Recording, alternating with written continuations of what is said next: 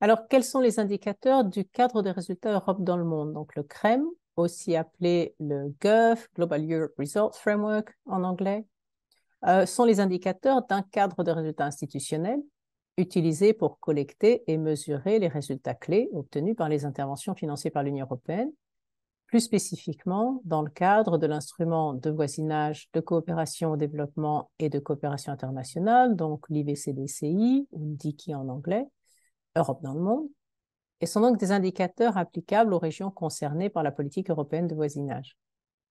Ces indicateurs sont articulés sur 3 niveaux. Un premier niveau qui correspond au niveau d'impact, un deuxième niveau qui correspond au niveau des résultats et des réalisations, donc les outputs, les outcomes, et puis un troisième niveau qui correspond avant tout aux dépenses par priorité. On va voir que ces 3 niveaux sont liés aux priorités stratégiques qu'on retrouve ici à droite, donc le Green Deal, la Science Technology, l'innovation, le digital, etc. Et à chaque fois, on va marquer le lien entre les indicateurs et les priorités stratégiques, ainsi que la contribution aux objectifs de développement durable. Alors, on le voit bien là, ça c'est une capture d'écran du document de travail du GERF qui a donc été adopté en janvier 2022. Et dans ce document de travail, le Staff Working Document, vous allez retrouver tous les indicateurs du cadre de résultats Europe dans le monde. Donc, comme vous le voyez, on mentionne tout d'abord la priorité stratégique. Donc là, c'est le Green Deal. Encore une fois, c'est une capture d'écran. Simplement, là, c'est le Green Deal. Et puis, on mentionne le lien avec les objectifs de développement durable, donc les SDGs. Et puis, on a les indicateurs de niveau 2 et les indicateurs de niveau 1. Alors, on va regarder d'abord au niveau 1. À ce niveau, on s'intéresse avant tout aux progrès dans les pays partenaires, les progrès au niveau de l'impact de cette coopération internationale sur le moyen et le long terme. Ce sont des résultats qui sont obtenus non seulement par les interventions de l'Union européenne, mais aussi en collaboration avec les initiatives des pays partenaires, d'autres donateurs, d'autres acteurs de la coopération internationale du développement, et qui peuvent d'ailleurs inclure aussi le secteur privé ou la société civile. Donc là, on se retrouve avec des indicateurs de type revenu moyen, average income small scale food producers, ou la proportion de la population qui a accès à l'électricité, ou la part de l'énergie renouvelable dans la consommation énergétique totale, etc. Donc souvent, ce sont des indicateurs qui sont des indicateurs des objectifs de développement durable. Dans ce cas-là, on a la double référence. Vous voyez là l'indicateur qui correspond au GERF 1.1, mais qui correspond aussi au SDG 2.3.2. Et on a très souvent donc, ce genre d'indicateurs, soit des SDGs, donc soit des ODD, soit des indicateurs institutionnels, comme des indicateurs de la Banque mondiale, ou ici on a par exemple le European Commission Joint Research Center Inform Risk Index. Donc, ce n'est pas vous qui allez devoir faire la collecte des données pour ces indicateurs. Ce sont des indicateurs pour lesquels la collecte va être faite à un autre niveau, de manière institutionnelle.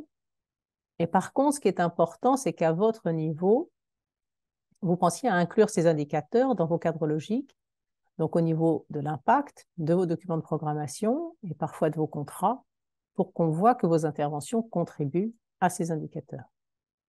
Alors après, au niveau 2, bon, là, on est toujours dans la même capture d'écran, puisque pour chaque indicateur de niveau 2, vous avez un indicateur de niveau 1 qui lui est corrélé dans le Staff Working Document, dans le document de travail. Donc là, dans les indicateurs de niveau 2, on se concentre sur les résultats et les réalisations qui vont être plus directement liés aux interventions de l'Union européenne. Donc, ce sont vraiment les indicateurs dont vous allez vous servir le plus souvent pour vos cadres logiques, que ce soit au niveau de la programmation pluriannuelle, annuelle ou dans les contrats. Et là, on va se retrouver avec des indicateurs qu'on va mesurer au niveau des interventions. Donc, par exemple, là, on voit nombre de petits exploitants agricoles ayant bénéficié d'actions soutenues par l'Union européenne. On a les zones d'écosystèmes agricoles et pastoraux où des pratiques de gestion durable ont été introduites avec le soutien de l'Union européenne. On a le nombre de personnes ayant accès à l'électricité avec le soutien de l'Union européenne, etc. Donc, ici, c'est une capture du document de travail, mais pour les indicateurs de niveau 2, vous allez pouvoir retrouver la traduction en français en ligne. J'y reviendrai un peu plus tard. Donc, on a vraiment des indicateurs liés directement aux interventions, aux résultats des interventions et qui vont être mesurés au niveau des interventions avec ces indicateurs de niveau 2. Par rapport à la période précédente, on avait 30 indicateurs dans le EU Results Framework, on en a 29 qui ont été repris dans le cadre du GURF.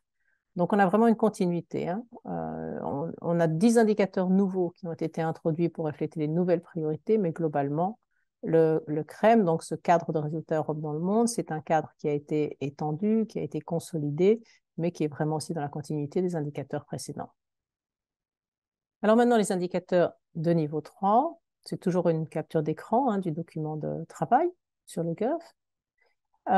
Ils sont liés directement aux cibles au niveau des dépenses, qui ont souvent été définies déjà dans le cadre réglementaire, hein, pour Nikki Global Europe. Donc, on a à nouveau une référence aux priorités stratégiques, aux objectifs de développement durable, et ils vont typiquement être formulés comme amount and share, donc montant et pourcentage de l'assistance de l'Union européenne qui contribue au changement climatique, à la biodiversité, à la digitalisation, etc., au renforcement du climat d'investissement. Donc, on regarde les ressources attribuées.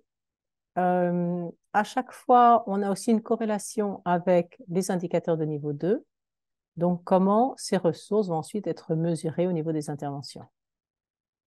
Le GURF, vous avez donc ce document de travail où vous avez tous les indicateurs listés, comme je vous ai montré avec les captures d'écran tout à l'heure. Vous pouvez aussi aller, si on clique sur le lien, dans Capacity for Dev. Et sur Capacity for Dev, il y a une page dédiée pour les Result Framework. Donc, vous avez toute l'information sur Global Europe Result Framework et sur le framework précédent, donc, qui était le EU Result Framework. Si vous cliquez donc là sur le document, vous allez vous retrouver avec le document de travail, hein, le Staff Working Document. D'accord. Maintenant, ce qui est intéressant sur cette page, au-delà du Staff Working Document, vous avez aussi la traduction ici en français, hein, des documents du GURF et puis du Result Framework. Mais ce qui est intéressant sur CapFEDEV, c'est qu'on va avoir des notes méthodologiques ou une référence à l'indicateur. Alors, pour le niveau 1, on va se retrouver, si on clique pour avoir plus d'informations sur l'indicateur, on va se retrouver sur les pages des SDG Indicators Metadata, puisque c'est des indicateurs, là, on est dans le cadre d'un indicateur de Sustainable Development Goals. Les indicateurs de niveau 1, c'est de toute façon une collecte de données qui se fait à un très haut niveau, donc qui ne vous concerne pas tellement. Mais après, vous pouvez chercher plus d'informations juste sur la définition de l'indicateur pour savoir si vous voulez l'utiliser au niveau d'impact. Mais c'est quand même surtout le niveau 2 qui va vous intéresser, vous, où vous avez besoin de plus d'informations, souvent sur la méthodologie, sur la façon de calculer, sur ce que ça représente vraiment. Et là, vous pouvez donc cliquer. Pareil, la plupart, il y en a quelques-uns qui sont inactifs, mais la plupart quand même ont des fiches méthodologiques.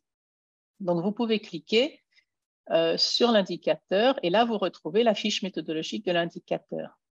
Et là, dans ces fiches, vous avez non seulement le nom, mais qui donne des fois une information limitée, mais vous avez aussi toute la définition technique de l'indicateur, le rational behind, le niveau de désagrégation, les sources. Alors, la désagrégation, c'est pas toujours obligatoire, hein, c'est mentionné, parfois c'est suggéré, etc. Où est-ce qu'on va trouver les sources, où est-ce qu'on s'attend à trouver les sources d'informations pour la collecte des données, comment est-ce qu'on calcule les données. Il y a un petit exemple qui est donné, un petit exemple pratique, comment est-ce qu'on calcule, etc.